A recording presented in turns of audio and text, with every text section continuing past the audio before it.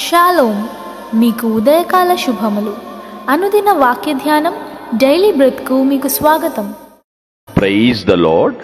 ఈ దినము కొరకు సిద్ధపరచబడిన దేవుని వాక్యము ఇర్మియా గ్రంథము 30వ అధ్యాయము 21వ వచనం.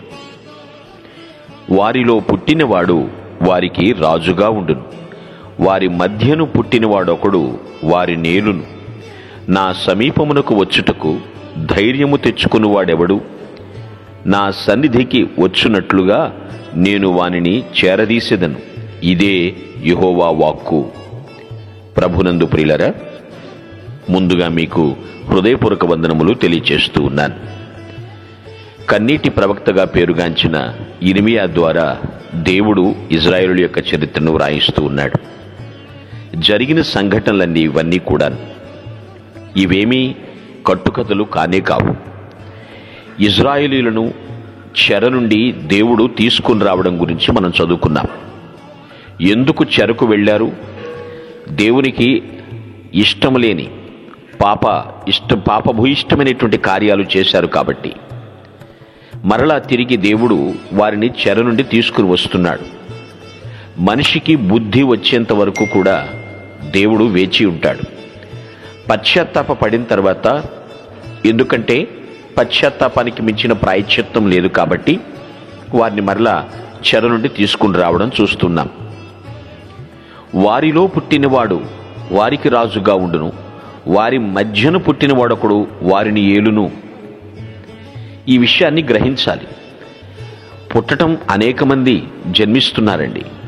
అయితే ఉత్తమ జన్మగా ప్రతి ఒక్కరిది ఉంటుందా అనేది ఆలోచించాల్సినటువంటి విషయం. నా సమీపమునకు వచ్చుటకు ధైర్యము తెచ్చుకుని వాడెవడు? తొందరపడి దేవుని సమీపమునకు ఎవరన్నా చేరగలుగుతున్నారా? ఇప్పుడంటే అబ్బా, తండ్రి, నాయనా అని నోరారా పిలిచే స్వతంత్రత ప్రభు శిలువ కార్యం ద్వారా ప్రతి ఒక్కరికి వచ్చింది. కానీ పాత నిబంధన కాలములో యెహోవా అన్న మాట పలకాలి అంటేనే గజగజ వణికేవారు.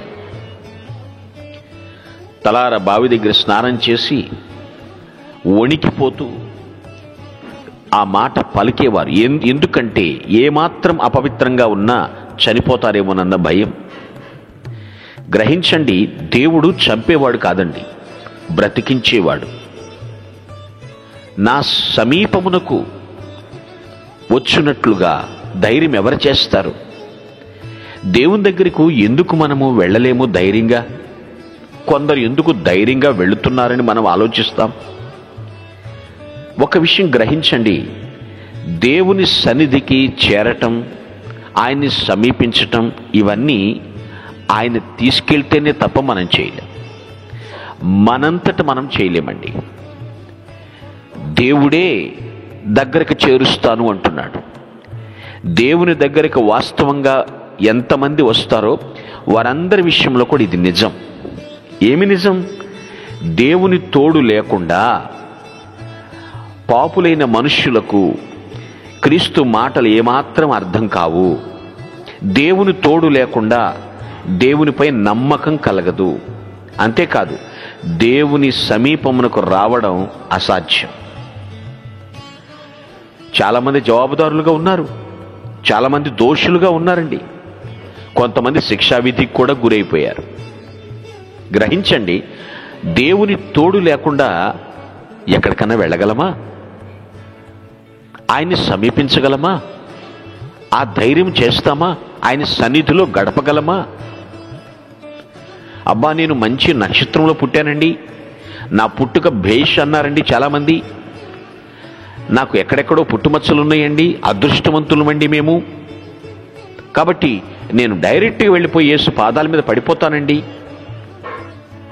పడు, నేను దాని గురించి ఏమీ చెప్పను. గాని ప్రియులారా, మనము దేవుని దగ్గరికి వస్తున్నాము అంటే ఆయన తోడుండబట్టే మనం వస్తున్నాం.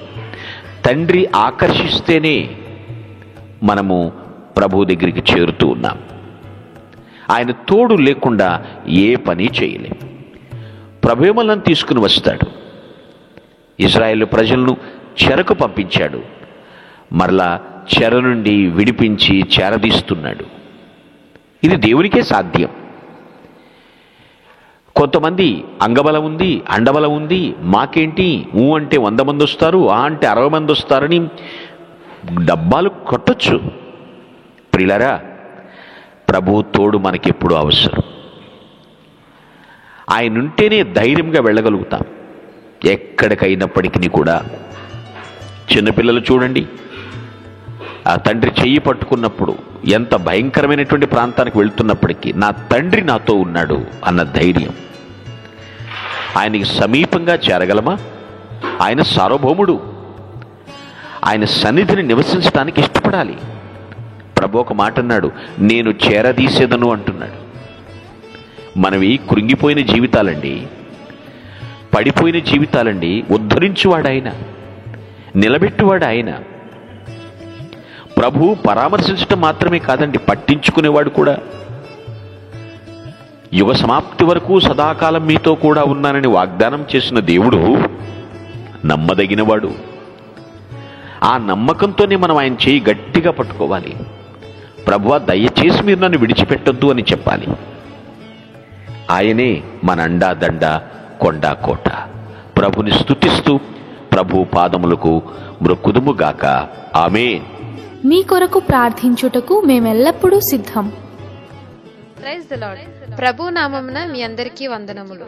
ఈ మా సందేశముల ద్వారా మీరు ఆశీర్వదింపబడినట్లయితే మీ తోటి వారికి షేర్ చేసి దేవుని రాజ్య సువార్తలో మీరు కూడా పాలుభాగస్తులు కావాలని ఆశిస్తున్నాం. మొదటిసారిగా ఈ ఛానల్ను చూస్తున్నట్లయితే మా ఛానల్ను సబ్స్క్రైబ్ చేయండి. వీడియోలు నోటిఫికేషన్ రూపంలో పొందుటకు బెల్ బటన్ని ప్రెస్ చేయండి. God bless you.